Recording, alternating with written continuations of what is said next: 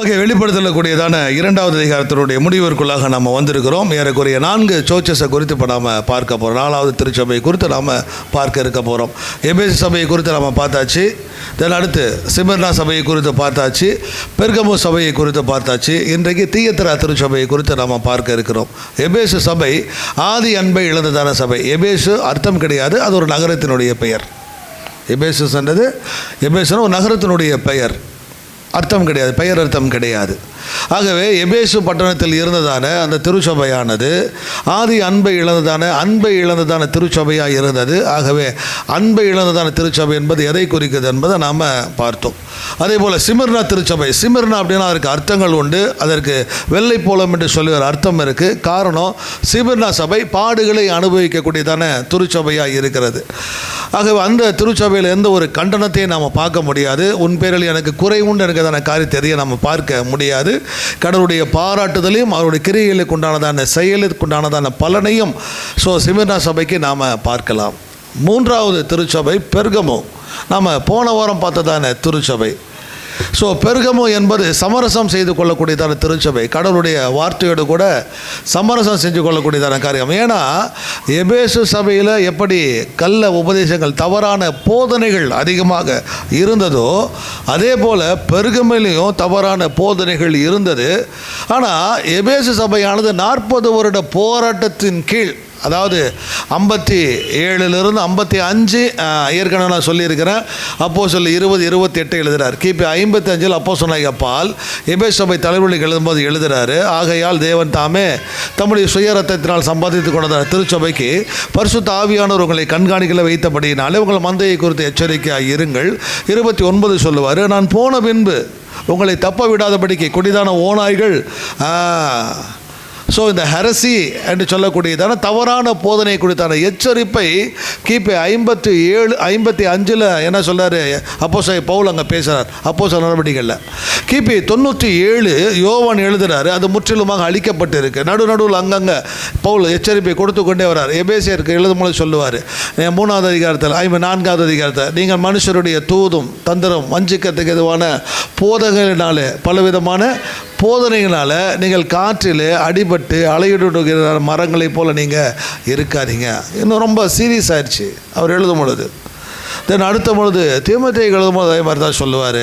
இதை விட்டுட்டு ஒரு சிலர் என்ன பண்ணிட்டாங்க, தவறான போதனையை உள்ளே கொண்டு வந்துட்டாங்கன்னு. தென் அடுத்து யோவான் 1 யோவான் 2 யோவான் 3 யோவான். யோவான் எபேசு சபையினுடைய பாஸ்டராக இருந்திருக்கிறார், எபேசு சபையினுடைய மூப்பராக இருந்திருக்கிறார் யோவான். ஆகவே யோவான் பத்மத்தீவில் நாடு கடத்தப்பட்டு எபேசுவில் வந்து இருக்கிறதான பொழுது 1 யோவான் 2 யோவான் 3 யோவான் எழுதுகிறாரு, மாம்சத்தில் வந்து இயேசு கிறிஸ்துவை அறிக்கை பண்ணாத எவனும் அந்தி கிறிஸ்துவாக இருக்கிறார். இன்னும் சொல்கிறார், பல விதமான உபதேசங்கள் உண்டு, ஆனால் எந்த உபதேசம் சரியானது என்பதை நீங்கள் தெரிந்து கொள்ளுங்கன்னு சொல்லிட்டு 95லேருந்து எழுத ஆரம்பிப்பார். 97 வெளிப்படுத்தல் வரும்போது எபேசுல சொல்லுவார், ஓகே இப்போ உங்களுக்குள்ளாக எந்த விதமான அந்த தவறான போதனை என்பது இல்லை. ஏன்னா தவறான போதனை நீங்கள் கண்டுபிடிச்சிட்டீங்க. அப்போஸ்தலர் என்று சொல்லியும் அப்போஸ்தலர் அல்லாதவர்களை நீ சகிக்கிறதையும் எபேசு சபைக்கு எழுதும் பொழுது. ஆகவே முழுவதுமாக தவறான போதனைகள் அழிக்கப்பட்டு போயிடுச்சு. ஆனால் பெருகமுல தவறான போதனை இன்னும் அங்கே ஸ்டில் என்ன சொல்றது எக்ஸிஸ்ட், அது தொடர்ந்து கொண்டே இருக்குது. அவங்க தவறான போதனை சபைக்குள்ளாக கொண்டு வருவதனால அந்த போதனையோடு கூட இந்த மக்கள் என்ன பண்ணிடுறாங்க, சமரசம் செய்து கொள்கிறாங்க. 2 விதமான காரியங்களை பேசுவார். போன வாரம் நாம் பார்த்தோம். 1 பிலேயாம் பாலாக் என்பவன் பிலேயாமை கொண்டு போதித்தான தவறான உபதேசம் உங்களுக்குள்ளாக இருக்குன்னுவார். அடுத்து சொல்லுவார், நிக்கோலாய் மதஸ்தனுடைய கொள்கைகளும் உங்களுக்குள்ளாக இருக்காக. இது 2 விதமான தவறான முரண்பாடான அல்லது கடவுளுடைய வார்த்தையை திருத்து பேசுகிறதான உபதேச தவறுகள் ஒரு இடத்துல இருக்குது. தயவுசெய்து அதோட கூட நீ சமரசம் செஞ்சுக்காது அப்படின்றார். ஆனால் இப்போ தியத்திராவுக்கு சொல்லும் பொழுது டோட்டலாக முற்றிலுமாக வேறொரு காரியத்தை அவர் பேசுகிறார். இங்கு பெர்கமு சபை என்பது கடவுளுடைய வார்த்தையோடு கூட சமரசம் செய்து கொள்ளக்கூடியதான சபையாக இருக்குது. ஆனால் தியத்திரா அர்த்தம் கிடையாது. தியத்திரா என்பது ஒரு இடத்தினுடைய பெயர். எப்படி எபேசு சொல்கிறோம், பெர்கமு சொல்கிறோம், அதுபோல் ஒரு இடத்தினுடைய பெயர் தியத்திரா. இப்போ எங்கே இருக்குன்னா மாடர்ன் துருக்கியில் என்ன சொல்லுது, மைனர் ஆசியாவில் இருக்கக்கூடியதான இடம். அந்த தியத்திராவில் இருக்கக்கூடியதான சபைகளுக்கு சொல்லும்போது அவர் சொல்கிறார், தியத்திரா சபை என்பது விசுவாச துரோகம் உள்ளதான சபை என்று சொல்லுகிறார். ஆங்கிலத்தில் அப்போஸ்டசி நம்ம சொல்லுவோம். முதல்ல இது 2ஐயும் நீங்கள் தெரிஞ்சுக்கிட்டால் தான் பெர்கமு சபைக்கு சொல்வது போல ஏறக்குறைய இதற்கும் சொல்லப்படக்கூடியதான விஷயங்கள் இருந்தாலும் இரண்டும் வேறு வேறு விஷயங்களை பேசுகிறது என்பது என்ன பண்ண முடியும், நாம் புரிந்து கொள்ள முடியும். அறிமுகம் சற்று கொஞ்சம் நீளமாக இருந்தாலும் தயவுசெய்து நீங்கள் புரிஞ்சுக்கணும். புரியாமல் படிக்கிறதுனால எந்த ஒரு பிரயோஜனம் கிடையாது. அப்போ ஹெரசி தவறான பிழையான உபதேசங்களுக்கும் அப்போஸ்டசி விசுவாச துரோகத்துக்கும் என்ன வித்தியாசம் அது தெரியணும்ல. இப்போ எபேசு சபையை குறித்த பொழுது ஹெரசி தவறான உபதேசத்தை குறித்து பேசுகிறாங்க, பெருகமை குறித்து பேசுகிற பொழுது தவறான பிழையான உபதேசங்களை குறித்து பேசுகிறாங்க. ஆனால் தியத்திரா சபைக்கு வருகிறதான பொழுது அப்போஸ்டசியான காரியத்தை குறித்து பேசுகிறாங்க. இந்த அப்போஸ்டசி எங்கே நாம் பார்க்கலாம், மத்தேயுவில் பார்க்கலாம், தீமோத்தேயுவில் பார்க்கலாம். தீமோத்தேயு 4:1 வாசிங்க பார்ப்போம். தீமோத்தேயு 4:1 பின்பு ஆவியானவர் சபைகளுக்கு சொல்லுகிறதாத விஷயம் ஆகிலும் ஆவியானவர் வெளிப்படையாய் சொல்லுகிறபடி பிற்காலங்களிலே மனசாட்சியில் சூடுண்ட பொய்யருடைய மாயத்தினாலே சிலர் வஞ்சிக்கிற ஆவிகளுக்கும் பிசாசுகளின் உபதேசங்களுக்கும் செவி கொடுத்து விசுவாசத்தை விட்டு விலகி போவார்கள். ஓகே, விசுவாசத்தை விட்டு விலகி போகல. விசுவாசத்தை விட்டு விலகி போகக்கூடியதான காரியத்திற்கு தான் விசுவாச துரோகம் நம்ம சொல்கிறோம், அல்லது அப்போஸ்டசி என்று சொல்லி நம்ம என்ன பண்ணுறோம், நாம் சொல்கிறோம். இந்த அப்போஸ்டசிக்கும் ஹெரசிக்கும் தவறான போதனைக்கும் விசுவாச துரோகத்திற்கும் உள்ளதான மிக முக்கியமான அல்லது ஒரு சிலதான காரியங்களை நம்ம புரிந்து கொள்ளணும். அப்படின்னா தவறான உபதேசம் என்பது கடவுளுடைய வார்த்தையை திரித்து பேசுதல், கடவுளுடைய வார்த்தையை நாம் மாற்றி பேசுறது, அது கடவுளுடைய வார்த்தையை வளைச்சி பேசுறது. அது ஆக்சுவலாக அதனுடைய அர்த்தத்தில் சொல்லி இருக்காது. ஆனால் அதனுடைய அர்த்தத்தை நம்முடைய இஷ்டத்துக்கு எடுத்துக்கிட்டு அதற்கு தகுந்த மாதிரி ஒரு விளக்கத்தை கொடுத்து தவறான முறையில் வழிநடத்துவது என்பது தவறான போதனை. உதாரணம் நம்ம சொல்ல ப்ராஸ்பர்ட்டி காஸ்பல் இப்போ நாம் சொல்லிட்டு செழிப்பின் உபதேசங்களை நாம் சொல்லி கொண்டு இருக்கிறோம். அது அவங்கவுங்க இஷ்டத்துக்கு எடுத்து பிரசங்கம் பண்ணிட்டு இருக்கக்கூடியதான ஒரு காரியம். நான் சொல்ல உங்களுக்கு புரியுதுங்களா?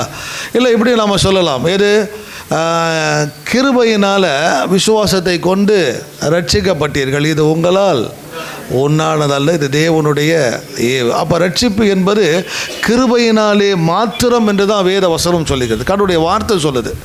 பட் இது எப்படி நம்ம திருச்சி பேசலாம், இந்த வார்த்தை எப்படி நம்ம மாற்றி பேசலாம்? அடடடா உண்மைதான், விசுவாசமும் கிருபை, ஆனாலும் கிரியை கொஞ்சம் வேணும். கிரியை இல்லாமல் இது என்ன பண்ண முடியாது, இருக்கவே இருக்காது.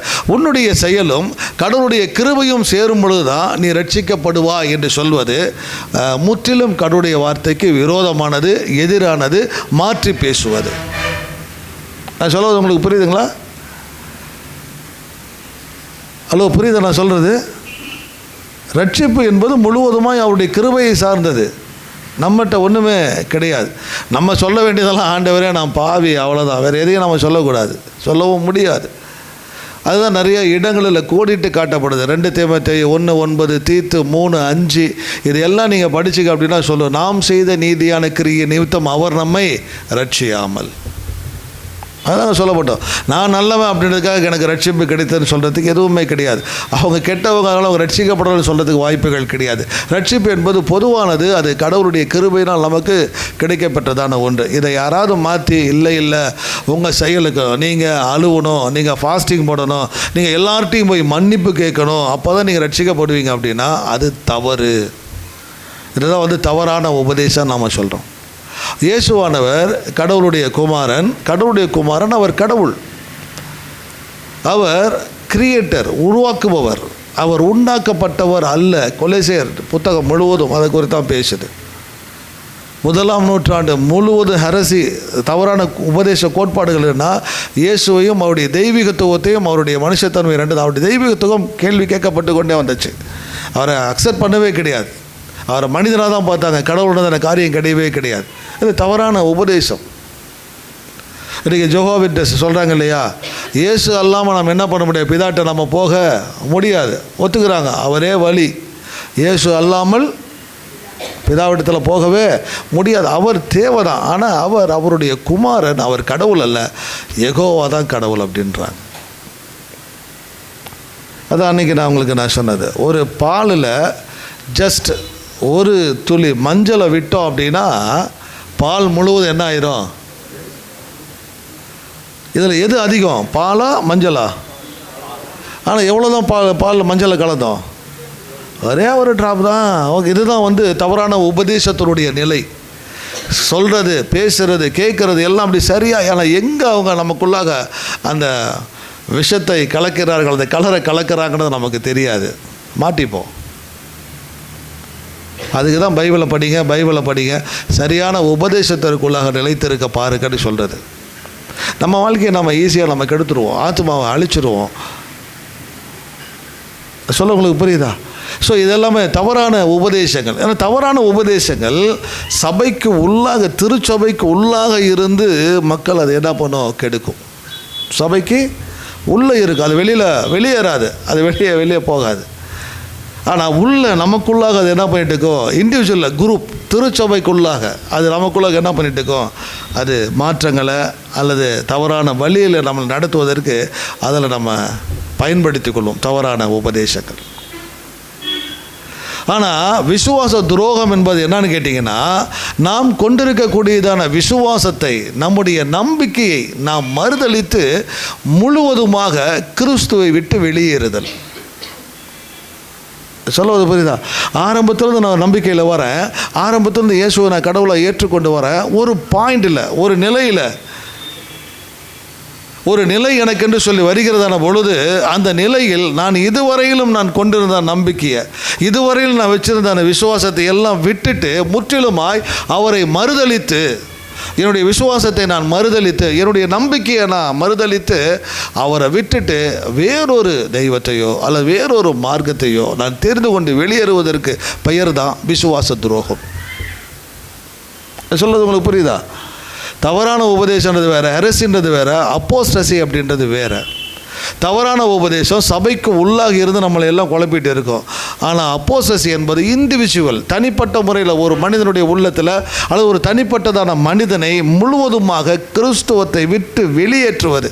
இதுவரையில் நான் கிறிஸ்டியனாக இருந்தேன்ப்பா, போதும், நான் பட்டதெல்லாம் போதும், நான் பார்த்ததெல்லாம் போதும், இனிமேல் நான் கிறிஸ்டியனாக இருக்கிறது அவசியம் இல்லை, என்னுடைய விசுவாசத்தை நான் மறுதலிக்கிறேன், என் நம்பிக்கையை நான் மறுதலிக்கிறேன், நான் வேறொரு மதத்தை அல்லது வேறொரு மார்க்கத்தை நான் தழுவிக்கொள்ள அல்லது அந்த மதத்தை நான் ஏற்றுக்கொள்ள நான் முழுவதுமாக கிறிஸ்துவத்தை விட்டு வெளியேறுவதற்கு பெயர் தான் apostasy. Thyatira apostasy, the church of apostasy.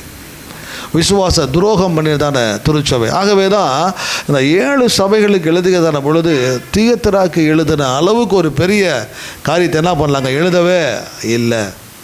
இது எதுக்காக இந்த இன்ட்ரோடக்ஷனாக தான், எது முதல்ல தவறான பிழையான கள்ள போதனைனா என்னன்னு தெரிஞ்சுக்கணும், விசுவாச துரோகம்னா என்னன்னு தெரிஞ்சுக்கணும். கள்ள போதனை சர்ச்சுக்குள்ளேயே இருக்கும், அதை நம்ம எல்லாரையும் ஒரு வழி பண்ணோம், அது வெளியில் ஏற்றாது. ஆனால் குழப்பத்தோடு கூட என்ன பண்ணிட்டு நம்ம உள்ளுக்குள்ளேயே நம்ம ரவுண்ட் அடிச்சுட்டு இருப்போம், வளரவும் முடியாது, ஸோ எதையும் நம்ம பண்ண முடியாது. ஆனால் அப்போஸ்டசி என்பது என்னென்னா, நான் தனிப்பட்ட முறையில் நாம ஒரு முடிவெடுத்து நாம சிந்தித்து இந்த வழி, இந்த மார்க்கம், இந்த கடவுள் எனக்கு வேணாம், இதை விட்டு நான் வெளியில் போகிறேன் அப்படின்ட்டு போகிறது தான் விசுவாச துரோகம்.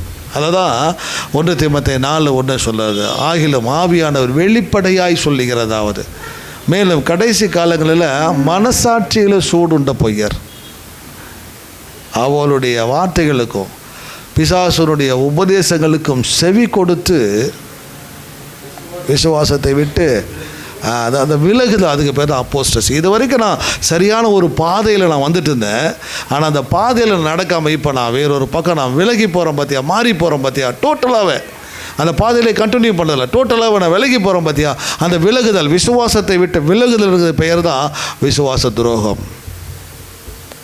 தியத்திரா சபை விசுவாச துரோகத்தை பண்ணியிருந்தான சர்ச். ஓகேவா? 18வது வசனம் நான் வாசிக்கலாம். தியத்திரா சபையின் தூதனுக்கு நீ எழுத வேண்டியது என்னவெனில், அக்கினி ஜுவாலையை போன்ற கண்களும் பிரகாசமான வெண்கலம் போன்ற பாதங்களும் உள்ள தேவகுமாரன் சொல்லுகிறதாவது. ஓகே, இங்கே தானே கடவுள் இன்ட்ரடியூஸ் பண்ணுறார். எப்போவுமே நான் சொல்கிறேன், ஒவ்வொரு சபைக்கு கடவுள் இன்ட்ரடியூஸ் பண்ணிக்கிறதான பொழுது அந்த லோக்கல் சீக்வன்ஸை வச்சு, லோக்கலுடைய காட்சியை வச்சு அவர் தன்னை என்ன பண்ணுறார், கடவுள் தானே அறிமுகப்படுத்திக் கொள்கிறார். ஏற்கனவே நிறைய முறை நான் பிரித்து நான் சொல்கிறேன், எபேசுக்கு சொன்னது, சிவர்னாக்கு சொன்னது, பெருகமுக்கு சொன்னது எல்லாத்தையும் நான் சொல்லிட்டேன். இங்கே சொல்லப்படக்கூடியதான விஷயம் இங்கே 3 வார்த்தைகளுக்கு ரொம்ப ரொம்ப முக்கியமானது. ஏன்னா 7 சபைகளுக்கு எழுதியிருக்கதான பொழுது நீங்கள் வாசிச்சிருக்கிறீங்களா இல்லையான்னு தெரியாது. இங்கே தேவகுமாரன் எனக்கு இதில் வார்த்தை என்ன பண்ணப்படுது, பயன்படும், சன் ஆஃப் காட் இருக்கா, தேவ குமாரன் என்று சொல்லக்கூடியதான வார்த்தை அங்கே பயன்படுத்தப்படுது. அந்த 7 சபைகளில் தீயத்திராக்கு மாத்திரம் என்ன பண்ணப்படுது, இந்த வார்த்தையை என்ன பண்ணுறார், கடவுள் பயன்படுத்துகிறார். ஏன் இந்த வார்த்தையை பயன்படுத்துகிறார் என்று சொன்னால், அங்கே லோக்கலில் ஒரு வழிபாட்டு முறைகள் இருக்குது. டைரேமுனிஸ்னதான ஒரு கடவுளை அந்த மக்கள் வந்து வழிபடுறாங்க.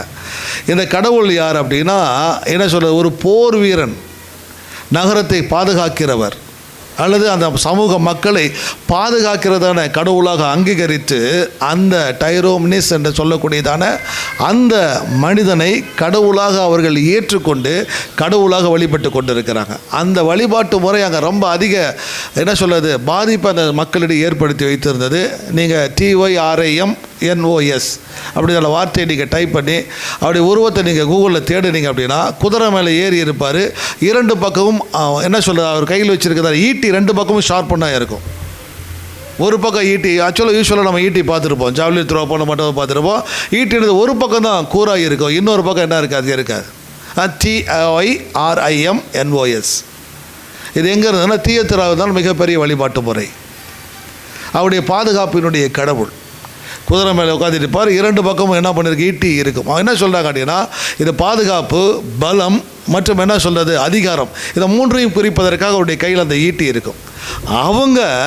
அவரை கடவுளுடைய மனிதனாக ஏற்றுக்கொண்டு அவங்க வழிபட்டு வராரு. இப்போ கடவுள் சொல்கிறார் அந்த தீயத்திரா சபைக்கு, அவன் கடவுள் கிடையாது, நான் தான் கடவுள், அவர் கடவுள் கிடையவே கிடையாது. அதிகாரம் என்பதும் பலம் என்பதும் பாதுகாப்பும் என்பது நான் தானே தவிர அந்த டைரோனிஸ் சொல்லக்கூடியதான அந்த மனிதன் கிடையவே கிடையாது. ஏன்னா ஒரு மனிதன் கடவுளாக சித்தரிக்கப்பட்டு கிரேக்க கடவுளுக்கு ஒப்பாக அவனை கொண்டு வந்துட்டாங்க, அப்போலோவுக்கு ஈக்குவலாக கொண்டு வந்துட்டாங்க. அந்தளவுக்கு அவனை வழிபட ஆரம்பிச்சிட்டாங்க. நம்ம ஊரில் இருக்குது தெரியுங்களா அந்த மாதிரி வழிபாட்டு முறை, மனிதனை கடவுளாக வழிபடக்கூடிய வழிபாட்டு முறைகள் ஏதாவது ஒன்று சொல்ல முடியுமா? மைக்கு வேணால் நான் ஆஃப் பண்ணிட்டு வேணால் எடிட்டிங்கில் வேணால் இதை கட் பண்ண சொல்லிடுறேன். தெரியுமா அப்படி யாராவது? இல்லைங்கய்யா, இல்லைங்கய்யா, இல்லை வேறு மதுரை ஐயனார் சிலைன்னு சொல்லுவாங்க, கேள்விப்பட்டுக்கிறீங்களா? ஊர் எல்லையில் வச்சுருப்பாங்க ஐயனார் சிலை, கருப்பாக கத்தி இவ்வளோ பெருசு வச்சுக்கிட்டு ஊர் எல்லை தொடக்கத்தில் இருக்கும் அந்த சிலை. காரணம் என்ன கேட்டால், இந்த ஊரை பாதுகாக்கக்கூடியதான காவல் தெய்வம். மதுரை வேறு கூட சண்டையில் போட்டதெல்லாம் இருந்துச்சு, ஆனால் பாதுகாப்பு தான் ஐயனார்ன்னுவாங்க.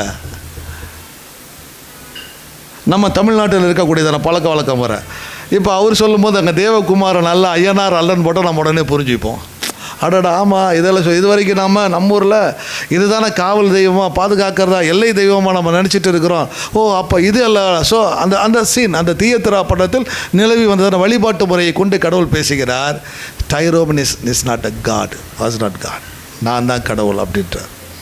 அடுத்து தன்னை அறிமுகப்படுத்தி போது சொல்கிறார். தென் அடுத்த வார்த்தை இருக்குது, அக்கினி போன்ற அக்கினி ஜுவாலை போன்றதான கண்களும் பிரகாசமான வெண்கலம் போன்ற அக்கினி ஜுவாலை போன்றதான எரிகிறதான கண்கள் என்பது கடவுள் எல்லாருடைய மனதின் எண்ணங்களையும் செயல்களையும் எக்ஸ்ரே ஊருடுவி பார்த்து அறிகிறதான ஆண்டவர்ன்றார்.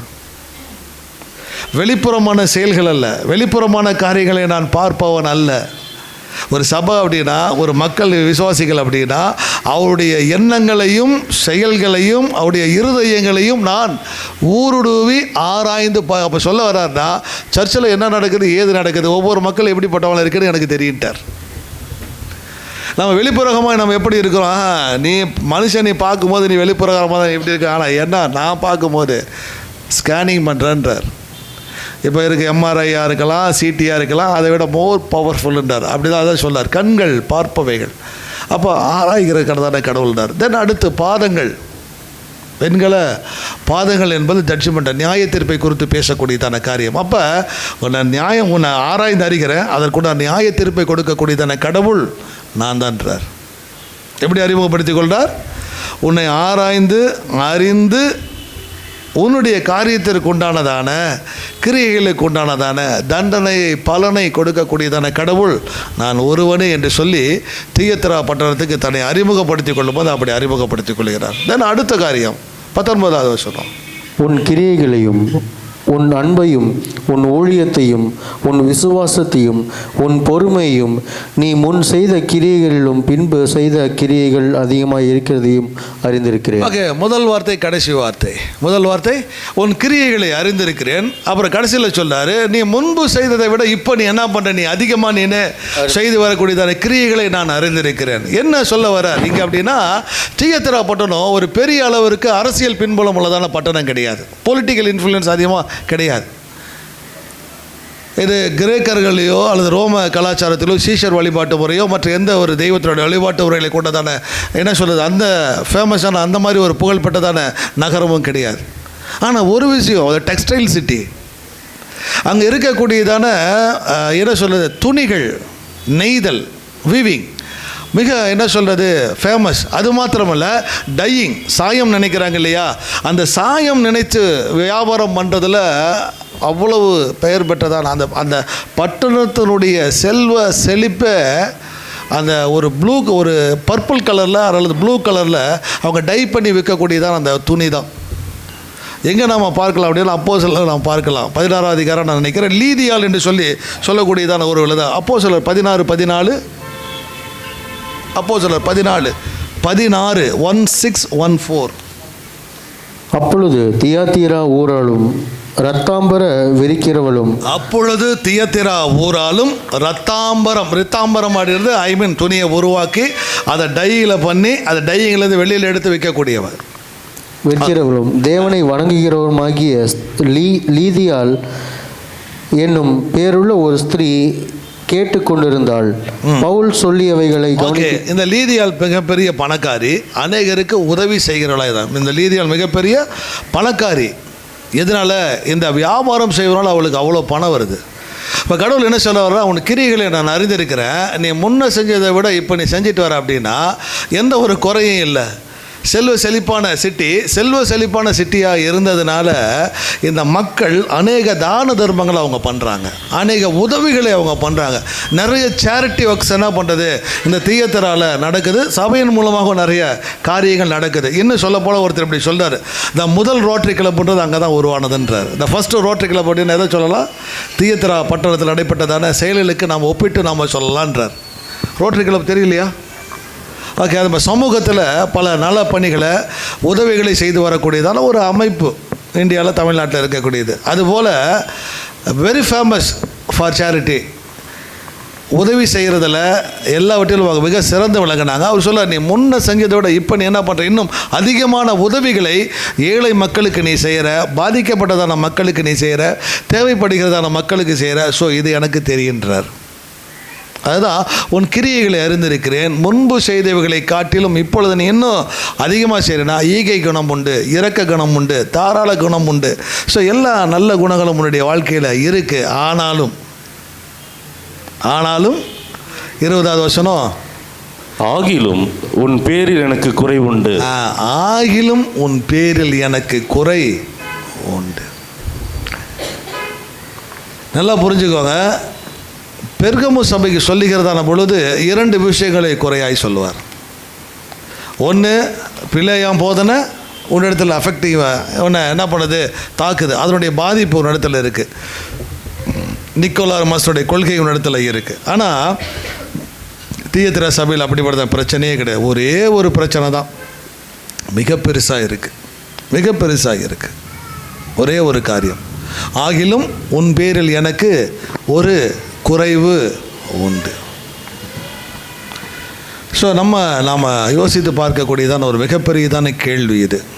திருச்சபையானது எவ்வளவுதான் நல்ல காரியங்களை செஞ்சாலும், சமூக பணிகளை செய்தாலும், கடவுள் நம்ம பார்த்து கேள்வி அல்லது பாராட்டுகிறதான பொழுது இதையெல்லாம் பாராட்டி உன் பேரில் குறை இருக்குன்னு சொல்லுவாரா? இல்லை திருச்சபையானது எந்த சமுதாய பணிகளை செய்யாமல் இருந்து கஷ்டப்படக்கூடியதான ஒரு திருச்சபையாய், சிமிர்னா சர்ச்சை போல பாடுகளை அனுபவிக்கக்கூடியதான ஒரு திருச்சபையாக இருந்து கடவுள் நம்ம பார்த்து எந்த ஒரு குறையும் காணாதவராக இருந்து நம்மை பாராட்டுவாரா? இது நான் டோட்டலாக சர்ச்சா சொல்லாமல் இண்டிவிஜுவல் நான் சொல்கிறேனே. ஓகே குட், நான் நல்ல கிறிஸ்தவனாக இருக்கேன், நான் எவ்வளவோ சேரிட்டி நான் பண்ணுறேன், ஏழைகளுக்கு நான் உதவுறேன், இல்லாதவர்களுக்கு நான் கொடுக்குறேன், ஸோ தாங்குறேன், என்னாலானதை எல்லா விதமான உதவிகளையும் நான் செய்கிறேன் என்று சொல்லி கடவுளுடைய விசுவாசத்தை, கடவுளை பற்றி தான் நம்ம, அதாவது அப்போஸ்தலர்ன்றது கடவுளை வேண்டான்ட்டு வர்றது, ஹெரசின்றது கடவுளுடைய வார்த்தை தவறுன்னு சொல்லிட்டு நாம் புரிந்து கொள்வது. இப்போ இங்கே அப்போஸ்தலர் தான் தியத்ரா சொல்லுது, என்ன தான் நல்ல காரியங்கள் இருந்தாலும் நீ கடவுளை இல்லைன்னு சொல்லிட்டு ஏன்னா நீ மறுதளிச்சின்னா அது எப்படிப்பட்டதான காரியமாக இருக்கும் என்று சொல்லி கடவுள் நம்ம பார்த்து கேட்பாரா என்பதை மாத்திரம் நம்ம யோசித்து பார்க்கணும். இயேசுவை நம்பி வந்தேன், இயேசுவை தெய்வம்னு சொல்லி நான் வந்தேன், ஆனால் அவரால் எதுவுமே என்ன பண்ணல, எனக்கு கிடைக்கல. நான் செய்யக்கூடியதான் நல்ல ஒரு தான தர்மமாவது என்னை வாழ வைக்கதான்னு பார்ப்போம். நான் செய்கிற ஒரு நல்ல செயல்களாவது நல்ல காரியமாவது என்ன பண்ணோம், எனக்கும் என்னுடைய சந்ததிக்கும் அது நல்லதை கொண்டு வந்து சேர்க்குமா போக, நல்ல செயல்கள் நம்ம செய்வ பொழுது கடவுள் நம்மை பார்த்து பேசுகிறதான பொழுது எப்படிப்பட்டதான காரியத்தை முன்வைத்து பேசுவார். இதற்காக நான் அந்த சேரிட்டி, அதெல்லாம் சேரிட்டி நம்ம என்ன சொல்லுது, உதவுகிறதான காரியங்களையும் அல்லது இரக்கத்தோடு கூட நம்ம காட்டக்கூடியதான, மற்றவர்களுக்கு காட்டக்கூடியதான காரியங்களை தவறுன்னு நான் சொல்லலை, அது வேண்டுதான். ஆனால் அதை காட்டிலும் கடவுள் நமக்கு ரொம்ப முக்கியமுள்ளவராக இருக்கிறார். நம்முடைய நம்பிக்கை, நம்முடைய விசுவாசம் என்பது என் விசுவாசத்தை நான் மறுதளித்து, என் நம்பிக்கையை நான் மறுதளித்து உதவுவதை விட, நான் கஷ்டப்பட்டாலும் என் விசுவாசத்தையும் என் நம்பிக்கையை நான் விடாமல் இருக்கிறேனா, அதுதாங்க பார்க்க வேண்டியதான ஒரு மிகப்பெரியதான ஒரு விஷயம். இப்போ சிமிர்னா சபைக்கு சொல்லும் போது அவர் சொல்லுவார், நீ படக்கூடியதான பாடுகளை குறித்து நீ ஒருபோதும் கவலைப்படவே படாத. இன்னைக்கு கூட நான் அவருடைய கொட்டேஷன் தான் நான் ஞாயிற்றுக்கிழமை அனுப்புகிற வசனத்தை நான் போட்டிருந்தேன். பாலிகார்ப் சிமிர்னா, அந்த போப் ஆஃப் சிமிர்னா, பாலிகார்ப் சொன்னதான வார்த்தை தான் நான் போட்டிருந்தேன். நான் அவர் எதற்கு வேண்டாம் பண்ணல, தன்னுடைய விசுவாசத்தை அவர் மறுதளிக்கலை, தன்னுடைய நம்பிக்கை அவர் மறுதளிக்கலை. கிறிஸ்து தான் கடவுள்னா அவர் தான் கடவுள், சீஷர் எனக்கு கடவுள் கிடையவே கிடையாது. நல்லா போதும், எங்கள் வார்த்தையில் அங்கே குழப்பங்களோ அல்லது கடவுளுடைய வார்த்தையை தவறான உபதேசங்களோ அங்கே சிமிர்னாக்குள்ளே வரல. அங்கே வந்தது விசுவாச துரோகம். என்ன விசுவாசம், நான் இயேசுவை கடவுள்னு நம்புகிறேன், ஆனால் இப்போ ரோமர்கள் சொல்கிறாங்க இல்லை இயேசு அல்ல சீசர் தான் கடவுள்னு சொல்கிறாங்க. இப்போ சீசரை கடவுள்னு சொல்லி நீ வாழ்க்கை சீசர்னு சொன்னீங்கன்னா உயிரை என்னை காப்பாற்றப்படுவாய். ஆனால் இல்லை, சீஷர் கடவுள் அல்ல, ஒரு மனுஷன்தான், இயேசு தான் கடவுள் நீ சொன்னீங்கன்னா நீ உயிரோடு எரிக்கப்படுவாய். எதற்கு நீ வர? ஓகே, பாலிகார்ப் சொல்கிறார், ஓகே எனக்கு மனுஷன் தேவையே இல்லை, எனக்கு இயேசு தான் கடவுள்னு சொல்லி இயேசுவை கடவுளுடைய விசுவாசத்தை உறுதியை பிடித்து கொண்டார், உயிரோடு எரிக்கப்பட்டார். 1ஆம் நூற்றாண்டு கிறிஸ்தவர்கள் அத்தனை பேருமே, எபிரேயர் 11ஆம் எடுத்து வாசிச்சா, சிலர் வாளாலே அறுப்புண்டு போனார்கள், பரீட்சை பார்க்கப்பட்டாங்க, சிங்கத்துடைய கபில எரிகிறதான அக்கினி சூளை, சாத்ராக் மேஷாக் ஆபேத் நெகோ, பெயர் உதாரணம் கூட தவறு, அனனியா அசரியா, அப்போ நமக்கு அது தெரியாது, மீசாவேல். ஸோ அதுதான் கரெக்டான பேர். மீது எல்லாமே பாபிலோனிய தெய்வங்கள். சாத்ராக் மேஷாக் ஆபேத் நெகோ எல்லாமே பாபிலோனிய தெய்வங்கள். அவங்களுக்கு முதல்ல பெயர் மாற்றம் வச்சு பார்க்குறாங்க. அப்புறம் உணவில் ரெண்டுக்குமே எடுத்துக்கலாம், அவங்க கொண்ட கொள்கையிலேருந்து மாறலை. தென் சமரசமாக அவங்க என்ன பண்ணல, செய்து கொள்ளவே இல்லை. ஓகே, நல்ல உணவு கிடைக்கிறது எடுத்துப்போம், சமரசம் செய்து கொள்ளலை. ஸோ உறுதியாக நிலைத்திருந்தாங்க. ஸோ இங்கே சொல்லப்போ ஆகிலும் உன் பேரில் எனக்கு ஒரு குறைவு உண்டு. ஏசபேல் என தீர்க்கதரிசியானவள் 20வது வசனம், வெளிப்படுத்தல் 2:20. ஆகிலும் உன் பேரில் எனக்கு குறை உண்டு, என்னவெனில் தன்னை தீர்க்கதரிசி என்று சொல்லுகிற ஏசபேல் என்னும் ஸ்திரீயானவள் என்னுடைய ஊழியக்காரர் வேசித்தனம் பண்ணவும் விக்கிரகங்களுக்கு படைத்தவைகளை புசிக்கவும் அவர்களுக்கு போதித்து அவர்கள் வஞ்சிக்கும்படி நீ அவர்களுக்கு இடம் கொடுக்கிறாய். ஓகே, இங்கே சொல்கிறாரு ஏசபேல் என்னும் தீர்க்கதரிசியானவள். தியத்ரால எழுதப்பட்டதான காலத்தில் ஏசபேல் கிடையாது, ஏசபேல் கிடையாது. ஆனால் ஏசபேலை ஒப்பிட்டு என்ன பண்ணுறாங்க, இன்னொரு லேடி அங்கே டிவைன் சோர்ஸ்ன்னு சொல்கிறாங்க இல்லையா, இந்த ஜோஷியெல்லாம் பார்த்து குறி சொல்லிட்டு நடந்துட்டு இருக்கிறாங்க இல்லையா, சம்பாத்தே என்று சொல்லக்கூடியதான ஒரு லேடி, அவங்க தான் அங்கே ப்ரைமரியாக இருக்காங்க. எங்கள் தியத்ரா படத்தோட ப்ரைமரி அவங்க தான். அவங்ககிட்ட தான் போய் எல்லாருமே குறிகளை கேட்பாங்க, அவங்களுடைய வழிகாட்டுதல் படி தான் எல்லாமே நடப்பாங்க. அவங்க என்ன சொல்கிறாங்களோ அதற்கு மறு பேச்சு அங்கே கிடையவே கிடையாது. இங்கே எப்படி பெருகமு சபையில் பாலாக்குடைய தவறான போதனைக்கு இடம் கொடுத்தார்களோ, அதுபோல் தியத்திரால இருக்கக்கூடியதான மக்களை கிறிஸ்துவத்தை விட்டு அல்லது அவருடைய மார்க்கத்தை விட்டு வேறொரு மார்க்கத்திற்கு வழிநடத்துவதற்கு ஒரு பெண்மணி, தீர்க்கதரிசிலாம் சொல்ல முடியாது, என்ன சொல்ல, ஜோசியக்காரின்னு சொல்லலாம், குறிகாரின்னு சொல்லலாம், ஸோ எப்படி வேணாலும் சொல்லலாம். அந்த வேலையை பார்த்துக்கக்கூடியதான அந்த பெண்மணி மிகவும் பெயர் பெற்றவளாய் புகழ் பெற்றவளாய் தியத்திரால இருந்தான். அப்போ ஏசபேல் பெண்ணாக இருந்ததுனாலும் சம்பாத்தியா என்ற அவளும் பெண்ணாக இருந்ததுனால தியத்திரா சபைக்கு எழுதுதல் யோவான் எழுதுகிறாரு அல்லது கடவுள் வெளிப்படுத்திக்கிறார். எப்படி பழைய ஏற்பாட்டுடைய நாட்களில் இஸ்ரவேல் ஜனங்களை, யூத ஜனங்களை தவறான முறையில் வழிநடத்தப்படுவதற்கு ஒரு பெண் ஏசபேல் என்பவள் செயல்பட்டாலோ, அதே போல் அவளுடைய காரியங்கள் இப்போ உங்கள்கிட்ட இருக்குது. என்ன இருக்குது? ஏசபேல் என்ன செஞ்சா? ஏசபேலுடைய காரியங்கள் என்ன? 1 ராஜாக்கள் வாசித்தான் நமக்கு நல்லாவே தெரியும். ஏசபேல் யாருடைய மனைவி? ஆகாப் ராஜாவுடைய மனைவி ஏசபேல்.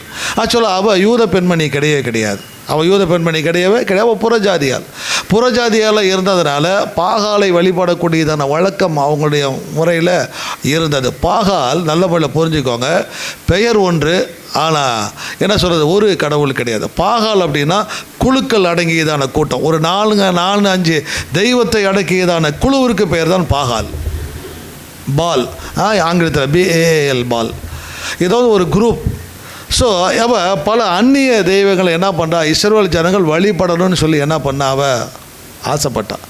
நல்லா புரிஞ்சுக்கணும், அவளுடைய எண்ணம், ஏசபேலுடைய எண்ணம் முழுவதுமாக யெகோவா தெய்வத்தினுடைய வழிபாட்டை முற்றிலும் அழித்து விட வேண்டும் என்றதான எண்ணம் அவளுக்கு கிடையாது. ஹலோ, நீங்கள் இயேசுவை குறித்து படித்தா நீங்கள் தெரிஞ்சுக்கலாம். அவள் முற்றிலுமாக வாஷ் அவுட் பண்ணணும். இயேசுவை வணங்காத, யெகோவாவை வணங்குகள் ஒருவரும் இந்த தேசத்தில் இருக்கக்கூடாது. அவள் அப்படிலாம் நினைக்கல. அவன் நினச்சதான விஷயம், நீங்கள் யெகோவாவை நீங்கள் வழிபட்டுக்கோங்க, ஆனால் அட் த சேம் டைம் எங்களுடைய கடவுளாகிய பாகாலையும் நீங்கள் வழிபடணும். யெகோவாவை வழிபடுங்க, தவறு இல்லை, ஆனால் பாகாலையும் நீங்கள் யெகோவாவோடு கடவுளாக நீங்கள் ஏற்றுக்கொள்ள வேண்டும் என்று சொன்னாங்க.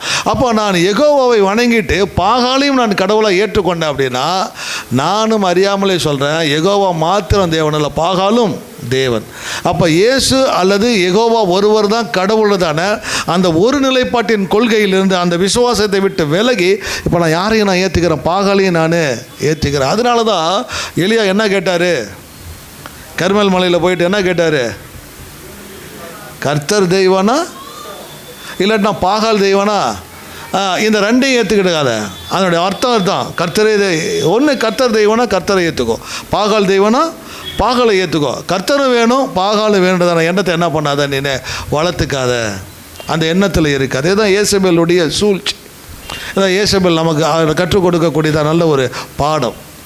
இதுவும் வேணும் அதுவும் வேணும் அப்படின்னு நம்ம எடுத்துக்கிட்டோம் அப்படின்னா, நான் கொண்டிருக்கக்கூடியதான விசுவாசத்துடைய உறுதி நிலைப்பாட்டில் நான் இல்லவே இல்லை. இப்போ நான் ரெண்டையும் சேர்த்து நான் என்ன பண்ணிட்டுக்கிறேன், போட்டு குழப்பிட்டுக்கிறேன்னு அர்த்தம். அதனால தான் அவர் சொல்லி முடிச்சோன்னு சொல்ல, எல்லா மக்களும் கர்த்தரே தெய்வம் கர்த்தரே தெய்வம்னு சொன்னாங்க. அந்த வார்த்தையுடைய அர்த்தம் என்னென்னா, அவர் ஒருவரை தவிர வேறு ஒருவரும் கடவுள் என்று கிடையாது. அப்போ அங்கே வேறு ஒருத்தரையும் கொண்டு வந்து நம்ம என்ன பண்ண முடியாது, அவருக்கு இன்ஸ்டீடாக அல்லது அவருக்கு பதிலாக நம்ம என்ன பண்ண முடியாது, கொண்டு வந்து வைக்க முடியாது. அப்படி வைத்தோம் அப்படின்னு சொன்னால், இதுவரையில் நம்பிக்கை எங்கே, இதுவரையில் நான் கொண்டு வந்த விசுவாசம் எங்கே? அப்போ இயேசு பிறந்தல நான் அவரை வைக்கிறேன்னு ஆயிரும். இப்போத்த காலத்துக்கு நான் சொல்கிறேன், வேறு எதையாவது நம்ம வச்சோம் அப்படின்னா அதுதான் விசுவாச துரோகன்றார். ஏசபேல் என்பவள், தயவுசெய்து 20வது வசனம் வாசிங்க. ஆகிலும் உன் பேரில் எனக்கு குறை உண்டு, என்னவெனில் தன்னை தீர்க்கதரிசி என்று சொல்லுகிற ஏசபேல் என்னும் ஸ்திரீயானவள் என்னுடைய ஊழியக்காரர் வேசித்தனம் பண்ணவும் விக்கிரகங்களுக்கு படைத்தவைகளை புசிக்கவும் அவர்களுக்கு போதித்து அவர்களை வஞ்சிக்கும்படி நீ அவளுக்கு இடம் கொடுக்கிறாய். ஏற்கனவே நான் சொன்னேன், 1 தீமோத்தேயு 4:1, வஞ்சிக்கிறதான பிசாசுடைய வஞ்சிக்கிறதான உபதேசங்கள், வஞ்சகம். அந்த வஞ்சகம் என்னென்னா, இது ஒன்றும் தவறு கிடையாது, இது ஒன்று செய்கிறது ஒரு தவறு கிடையாது, இதை ஏற்றுக்கிறதுனால உனக்கு என்ன கஷ்டம், ஓகேங்களா? இதை 2 விதமாக நான் விளக்கப்படுத்துகிறேன், தயவு செஞ்சு புரிஞ்சுக்கோங்க. ஒன்று, தியத்திரா பட்டணம் செல்வ செழிப்பு என்பது வியாபாரத்தில் இருந்ததுன்னு சொன்னேன், வியாபாரம் தொழில் இருந்ததுன்னு சொன்னேன் இல்லையா? அங்கே வியாபாரம் அல்லது தொழில் செய்வதற்கு நிறைய குழுக்கள் அங்கே இருந்துச்சு, நிறைய குழுவாக தான் அங்கே இருப்பாங்க, கில்டுன்னு சொல்லுவாங்க. ஒரு கூட்டம் ஒவ்வொரு கூட்டமாக ஒவ்வொரு இடத்துல போய் என்ன பண்ணுவாங்க, வியாபாரம் பண்ணுவாங்க, தொழில் செய்வாங்க. அவர்களுக்கு இந்த ஏற்கனவே நான் சொன்னதான டைரோமினேசரதான தெய்வத்திற்குண்டான வழிபாட்டு முறைகள் அங்கே இருந்துச்சு.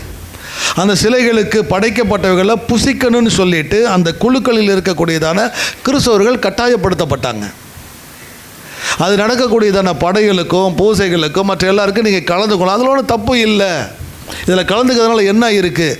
அல்லது ஒரு நேரம் ஒரு நிமிஷம் ஆமான்னு சொல்லிட்டு போதில் உனக்கு என்ன கஷ்டம், அதை தான் அது விளக்கப்படுத்த சொல்லார். கட்டை விரலை போல் நீ தனியாக கையில் இருக்கிறத காட்டி 4 விரலை போல் சேர்ந்துட்டு போ. கட்டை விரலாக இருந்தால் உனக்கு என்ன பலம்? தனித்து நிற்பதுனால உனக்கு என்ன பலன்? எல்லாரோடையும் ஒன்றா ஆமாஞ்சாமி போட்டுட்டு போயிட, அதனால் என்ன கஷ்டம் இருக்குது உனக்கு?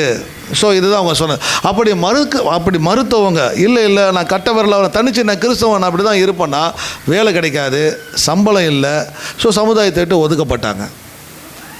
நான் சொல்கிறது புரியுதா? ஏன்னா அந்த குழுக்கள் அங்கத்தினராக இருக்கிறவங்களுக்கு தான் வேலை, தொழில், அது இருந்தால் தான் வருமானம் இருந்தால் தான் குடும்பத்துக்கு சாப்பாடு. இப்போ இதை நான் ஒத்துக்கொள்ள மாட்டேன் அப்படின்னா அந்த குழுக்களில் அவங்களுக்கு இடம் கிடையாது. குழுக்கள் இருந்து ஒதுக்கப்பட்டாங்கன்னா ஏன் ஒருத்தர் வேலை தர மாட்டாங்க? வேலை இல்லைன்னா சம்பளம் இல்லை, சம்பளம் இல்லைன்னா குடும்பம் பசி பஞ்சம் பட்டினி தான். நீங்கள் நிறைய பேர் நம்ம கூட சொல்கிறோம் இல்லையா, மற்றவனை போல் ஏயா நீ இருக்கிற, மற்றவங்கள போல ஏன் இருக்கிற, அங்கங்கே தான் வந்தால் சைடில் கையை நீட்டு. நான் சொல்ல புரியுதா? பிழைக்க தெரியாத ஆளாக இருக்கிறிய, உன்னை அப்படியே வச்சுக்கிட்டு இருந்தால் இது போல தான் நான் இன்னும் கஷ்டப்பட்டுட்டே இருக்கிறீங்க. சைடில் கையை நீட்டு, வரதை கொஞ்சம் வாங்க, ஒன்றும் தப்பு இல்லை, நீ ஓகேனா இருந்துக்கோ. ஆனால் நீ ஓகேனா இருந்து எங்களையே பட்டினி போடுற, குடும்பத்தினுடைய ப்ரெஷர், அதில் என்ன தப்பு? இதில் என்ன தப்பு? இவன் சொல்கிறதுல என்ன தப்பு? இந்த இயேசபேல் தானே, இந்த சம்பாத்தியம் தானே, இந்த பெண்மணி மற்ற மக்களை குழப்புவதற்கும் அல்லது தவறான முறை வழி நடத்துவதற்கும் என்ன தவறை நம்ம கண்டுபிடிக்கணும் அப்படின்னா, அப்போஸ்தலர் 15வது அதிகாரம் நமக்கு நல்லாவே தெரியும். அப்போஸ்தலர் 15வது அதிகாரம் ஒரு மிகப்பெரியதான பிரச்சனை வருது. என்னன்னா, புறஜாதியான மக்கள் இயேசு கிறிஸ்துவை ஏற்றுக்கொண்டு திருச்சபைக்குள்ளாக வருகிறதான பொழுது, சர்ச்சில் வருதான பொழுது, அங்கே இருக்கக்கூடியதான யூத மக்கள் ஒரு சில பிரச்சனையை கொண்டு வராங்க. நியாயப்பிரமாணத்தை கை கொள்ளணும், விருத்த சேதனம் செய்யணும், ஒரு பிரச்சனை உள்ளே வருது. இது பவுலுக்கும் பர்னபாவுக்கும் தெரிஞ்ச உடனே அப்போஸ்தலத்தில் கொண்டு வராங்க. அப்போஸ்தலர் அது எல்லாத்தையும் கேட்டுட்டு, பேதுரு, யோவான், யாக்கோபு, இவங்க 3 பேர் கேட்டுட்டு ஒரு கன்க்ளூஷனுக்குள்ளாக வராங்க. என்ன கன்க்ளூஷன்? அப்போஸ்தலர் 15, விக்கிரகங்களுக்கு படைக்கப்பட்டவைகளையும் வேசித்தனத்திற்கும் ரத்தத்திற்கும் நெருங்குண்டு செத்தத்திற்கும் என்ன பண்ணணும்? விலகி இருக்கணும். இதை தவிர வேறு ஒரு பெரிய கட்டளையை நாங்கள் என்ன பண்ணல, உங்களுக்கு நாங்கள் கொடுக்கலை. ஓகே, 19வது வசனம் அப்போஸ்தலர் 15:19. ஆதலால் புறஜாதிகளில் தேவனிடத்தில் திரும்புகிறவர்களை கலங்க பண்ணலாகாதென்றும். புறஜாதிகளில் யூதர்கள் எது நம்ம குழப்பத்தை விரும்பி நியாயபுரமான இதை சாப்பிடாத, அதை சாப்பிடாத, இதை பண்ணு. ஸோ இத்தனை பிரச்சனை, நான் உன்னை குழப்பாதன்றார். புறஜாதிகளில் இயேசுவை ஏற்றுக்கொண்டு உள்ளவரவங்க என்ன பண்ணாத, குழப்பாத, பெரிய காரியங்களும் ஒன்றும் கிடையாது. இப்போ நாங்கள் சொல்ல 4 விஷயம் தான் சொல்கிறாங்க. அடுத்த விஷயம் 20. விக்கிரகங்களுக்கு படைத்த அசூசியானவைகளுக்கும், விக்கிரகங்களுக்கு படைத்த அசூசியானவைகளுக்கும், வேசித்தனத்திற்கும் நெருங்குண்டு செத்தத்திற்கும் இரத்தத்திற்கும் விலகி இருக்கும்படி அவர்களுக்கு நாம் எழுத வேண்டும் என்றும் நாம் தீர்மானித்திருக்கிறோம். ஓகே, இப்போ 28. எவையெனில் விக்கிரகங்களுக்கு படைத்தவைகளுக்கும் இரத்தத்திற்கும் நெருங்குண்டு செத்தத்திற்கும் வேசித்தனத்திற்கும் நீங்கள் விலகி இருக்க வேண்டும் என்பதே. ஓகே, 29. அவசியமான இவைகள் அல்லாமல். 4 விஷயம் அவசியமான இவைகளையே அல்லாமல். ஓகேங்களா? முதல் சொன்ன வார்த்தையில் தவறு. பவுலும் பர்னபாவால் பவுலும் சீலாவும் இந்த பிரச்சனையை கொண்டு வராங்க. 2வது விஷயம் அங்கே சொல்ல 4 காரியங்கள்: வேசித்தனம், ரத்தம், விக்கிரகளுக்கு படைக்கப்பட்டது, நறுகுண்டு செத்ததற்கு என்ன பண்ணக்கூடாது. இந்த 4 விஷயம் தவிர இதுதான் அவசியம். இதை தவிர வேறு பாரமான எதை ஒன்று என்ன பண்ண மாட்டேன், அவங்க மேலே நான் வைக்க மாட்டேன்னு சொல்லி அப்போஸ்தலர்கிட்ட சொல்லி அனுப்புகிறாங்க. இப்போ தியத்திரால இருந்ததான அந்த பெண் சொன்னதான விஷயம் என்னது? வேசித்தனத்திற்கும் விக்கிரகத்துக்கும் படைக்கப்பட்டவர்கள் நீங்கள் என்ன பண்ணுங்க, சாப்பிடுங்க. அதில் எந்த ஒரு தவறும் கிடையாது. அவங்க சொன்னதான விஷயம். அப்போ என்ன சொன்னாங்கன்னு கேட்டிங்கன்னா, அப்போஸ்தலர் உங்களுக்கு கொடுத்து அனுப்பினதான அந்த கட்டளையை காட்டிலும் நான் சொல்லுவது மேல். அப்போஸ்தலர் சொல்லி அனுப்பினாங்க இல்லையா? இப்போ அப்போஸ்தலர் 2:42 வாசிக்கிறோம். அவர்கள் அப்போஸ்தலருடைய உபதேசத்திலும் அப்போஸ்தலர்களால் கற்பிக்கப்பட்டதான உபதேசத்தில் நீங்கள் நிலைச்சிருக்கின்றீங்க, அந்த விசுவாசத்தில் நீங்கள் உறுதியாக இருக்குன்னு நீங்கள் நினைக்கிறீங்க. அது அல்ல. நீங்கள் விக்கிரகங்களுக்கு படைக்கப்பட்டது என்ன பண்ணலாம்? நீங்கள் சாப்பிடலாம், அதில் எந்த ஒரு தவறும் கிடையாது. அதே சமயத்தில் சொல்கிறார், வேசித்தனத்திற்கு நீங்கள் உட்படலாம், அதில் எந்த ஒரு தவறும் கிடையாது. அவங்க சொல்கிறது எல்லாமே உடல் தான் பாதிக்கப்படுமே தவிர ஆன்மா என்ன பண்ண பாதிக்கப்படவே படாது. அதனால் ஒன்றும் பிரச்சனை, நீங்கள் செய்யலாம் அப்படின்னு சொல்கிறாங்க. அப்போ அப்போஸ்தலரால் கற்பிக்கப்பட்டதான உபதேசத்தை காட்டிலும் எங்களுடைய வார்த்தை மேலானது, அதை நீ ஃபாலோ பண்ணு. அப்போ அதை நீ கைவிட்டு இதில் நீ என்ன பண்ணு, முற்றிலுமாக உன்னை நீ மாற்றிக்கொள்ளப்பார். இதுதான் அவங்க கொண்டிருக்கக்கூடியதான விசுவாசத்திற்கும் நம்பிக்கைக்கும் துரோகம் செய்யக்கூடியதான விஷயம். ஓகே, நான் சொல்கிறது புரியுதா? ஒரே ஒரு தப்பு என்னென்னா, அவங்க கொண்டிருக்கக்கூடிய விசுவாசத்தையும் நம்பிக்கையை அவங்க வேண்டான்னு சொல்லிட்டு வேறொரு காரியத்திற்கு முழுவதுமாக இடம் கொடுத்து முற்றிலுமாக மாறுவது. 22வது 21, அவள் மனம் திரும்பும்படியாய் அவளுக்கு தவணை கொடுத்தேன். நல்லா புரிஞ்சுக்கோங்க, இங்கே கடவுளுடைய இரக்கம், இங்கே கடவுளுடைய இரக்கத்தை பேசுது. நம்ம நிறைய பேர் நம்ம குறை சொல்கிறோம் கடவுளை, அல்லது நிறைய பேர் நம்ம கடவுளை நம்ம தப்பு சொல்கிறோம். கடவுளை அறியாமல் யாராவது இருந்தால் அவங்கள என்ன நரகத்துக்கு அனுப்பக்கூடியதான அளவுக்கு கடவுள் அவ்வளோ மோசமானவரா, அவ்வளோ இரக்கம் இல்லாதவரா, அவ்வளோ என்ன சொல்கிறது கொடூரரா? ஏன் இந்த ஜனங்களை எல்லாம் கடவுள் நரகத்துக்கு அனுப்புகிறார்? நம்ம ஏகப்பட்டதான கேள்விகள் நம்ம கேட்குறோம். பைபிளில் பதில் சொல்லுது, கடவுள் நேரங்களை கொடுக்கிறார். மனம் திரும்பாத பிடிவாதமாக இருக்கக்கூடியதான இயேசுவை ஏற்றுக்கொள்ளாத மக்களுக்கு வாய்ப்புகளுக்கு மேலே வாய்ப்புகளை, காலங்களுக்கு மேலே காலங்களை, நேரங்களுக்கு மேலே நேரங்களை கடவுள் கொடுத்து கொண்டே இருக்கு. அதை 21வது வசனம் சொல்லுது, அவர்கள் மனம் திரும்ப வேண்டும் என்று சொல்லி நான் என்ன பண்ணுறேன், நான் அவர்களுக்கு நேரத்தை கொடுத்தேன், வாய்ப்பை கொடுத்தேன், காலங்களை கொடுத்தேன். ஆனால் அவளுடைய பிடிவாதம், அவங்க என்ன பண்ணல, அவங்க மனம் திரும்பலை. இப்போ தப்பு மக்கள் மேலேயா கடவுள் மேலேயா? இதை நான் இப்படி மாற்றி உங்களுக்கு ஒரு என்ன சொல்கிறது, ஒரு என்லைட்மெண்ட், ஒரு சின்ன ஒரு வெளிச்சத்தை கொடுக்கணும். என்ன விஷயம் அப்படின்னா, கடவுள் நம்ம வாழ்க்கையில் எதையாவது ஒன்று கற்றுக்கொள்ள வேண்டிய ஒரு போராட்டத்தை, ஒரு கஷ்டத்தை, ஒரு பாடுகளை நம்ம வாழ்க்கையில் அனுமதிக்கிறார்னா உடனே நம்ம குறை சொல்லிடுறோம். ஏன் தான் இந்த கடவுளுக்கு இந்த வேலையோ, ஏன் தான் என்னை இப்படி போட்டு வறுக்கிறாரோ, ஏன் தான் இப்படி என்னை போட்டு பாடுபடுத்துகிறாரோ? கடவுளுக்கு டைம் கொடுக்குறாருமா, அதை பொறுமையோடு கூட இருந்து எதையோ ஒன்று நீ கற்றுக்கோன்னு சொல்லிவிட்டு உனக்கு காலங்களையும் நேரங்களையும் கொடுத்துக்கிட்டே இருக்கிறார். அதன் நேரத்தையும் காலத்தையும் நம்ம சரியான முறையில் பயன்படுத்தாமல், புரிந்து கொள்ளாமல் நாம் அதையெல்லாம் விட்டுட்டு நம்முடைய பிடிவாதத்தில் நான் கடவுளை குறை சொல்லிட்டு இருக்கிறேன். நான் மாற வேண்டிய விஷயத்தில் நான் மாறலை, நான் திருந்த வேண்டியதான விஷயத்தில் நான் இன்னும் திருந்தலை. என் புத்தி, அறிவு, செயல் எல்லாம் நான் எப்படி இருந்தோம் அப்படியே தான் இருக்கு. ஆனால் இப்போ நான் கடவுள் நான் குறை சொல்கிறேன். ஏன் தான் இந்த கடவுள் உபத்திரவத்தை கொடுக்குறாரோ? அப்போ உபத்திரவத்தை கொடுத்த கடவுளை கற்றுக்கொள்ளும்படியாக நேரங்களையும் காலங்களையும் வாய்ப்புகளையும் கொடுத்து கொண்டிருக்கிறாரு. நமக்கு வந்த போராட்டம் கடவுளை அறியாத இன்னொருத்தனுக்கு வருகிறதான பொழுது அந்த குடும்பம் செதஞ்சு போயிருக்கும், உடஞ்சி போயிருக்கும், வாழ்க்கையே இல்லாமல் இருந்திருக்கும். ஆனால் அதே கஷ்டம் தான் நான் இன்னும் உயிரோடு இருக்கிறேன், அதே கஷ்டம் தான் என் குடும்பம் எனக்குள்ளாக இருக்குது, அதே கஷ்டம் தான் நான் இன்னும் இருக்கிறேன். கடவுள் எனக்கு வாய்ப்புகளை கொடுத்து கொண்டே இருக்கிறேன். அதையே நான் இன்னும் நான் புரிஞ்சிக்காமல் இருக்கிறேன். கடவுளையே நான் ஏன் குறை சொல்லிட்டு இருக்கிறேன்? அப்போ ஸ்டில் இன்னும் நம்ம வாழ்க்கையில் அதே பிரச்சனை தொடர்ந்து கொண்டு இருக்கு. அப்படின்னா பிரச்சனைக்குரியால் கடவுள் அல்ல, பிரச்சனைக்குரியால் நாம. அவர்கள் மனம் திரும்ப வேண்டும் என்று சொல்லி அவர்களுக்கு நான் என்ன பண்ணேன், நான் வாய்ப்புகளை நான் கொடுத்தேன். தென் அடுத்து தன் வேசி மார்க்கத்தை விட்டு மனம் திரும்ப அவளுக்கு விருப்பமில்லை. உனக்கு மனசு இல்லை. கடவுள் என்ன சொல்கிறாரு, கடவுள் எதற்காக இந்த போராட்டத்தை அனுமதிச்சுக்கிறாரு, கடவுள் எப்படிப்பட்டதான வழியை எனக்கு கொண்டு வராரு சொல்லி கற்றுக்கொள்வதற்கு நமக்கு மனசு இல்லை. அதை புரிந்து கொள்வதற்கு எனக்கு விருப்பம் இல்லை. என்னுடைய விருப்பம் எல்லாம் நான் நினச்ச மாதிரி நடக்கணுன்ட்டு. ஸோ அதுதான் விசுவாச துரோகம். உபத்திரவப்படுவது நல்லதுன்றாரு, கஷ்டங்கள் இருப்பது நல்லதுன்றாரு. அதற்காக கடவுளை விட்டு நான் போகிறேன், கடவுள் நான் தூஷணை நான் பேசுகிறேன் அப்படின்னா என் விசுவாசத்தை நான் மறுதளிக்கிறேன், வாய்ப்பை நான் புறக்கணிக்கிறேன். இன்னும் நான் என்ன ரியலைஸ் பண்ணாமல் இருக்கிறேன், இன்னும் நான் மனம் திரும்பலை, இன்னும் அதற்கு உண்டான வாய்ப்பை நான் சரியான முறையில் பயன்படுத்தி கொள்ளலை.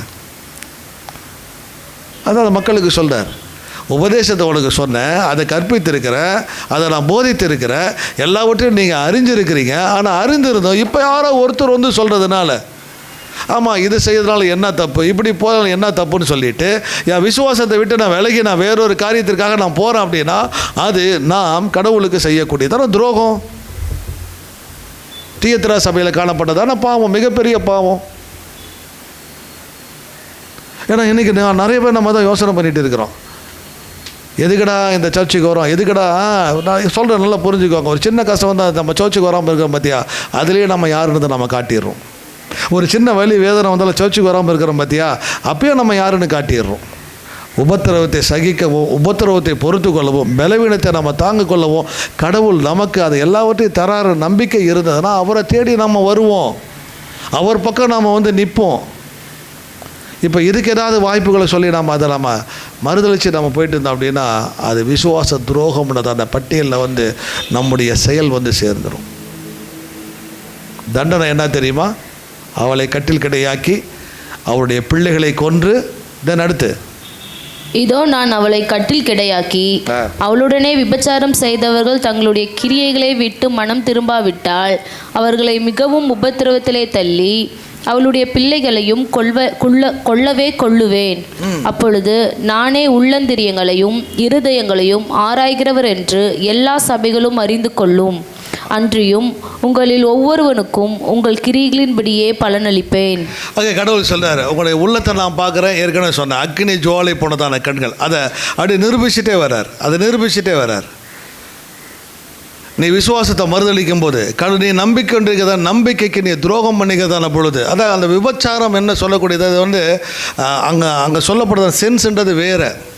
என்ன சென்ஸில் சொல்கிறாருன்னா, இயேசு ஒருவர் தான் கடவுள், அவரை தவிர வேறு யாரும் இல்லை, மற்றது எல்லாமே பொய்ன்னு இருக்கத்தான பொழுது இன்றைக்கு சூழ்நிலைக்கு தக்கவாறு வேறு எதையாவது நான் கடவுளாக கொண்டு வச்சு இயேசுவோடு கூட ஒப்பிட்டு பார்த்து நான் போனேன் அப்படின்னா என்னுடைய விசுவாசத்தை நான் மறுதளிக்கிறேன்னு சொல்லி அர்த்தம்.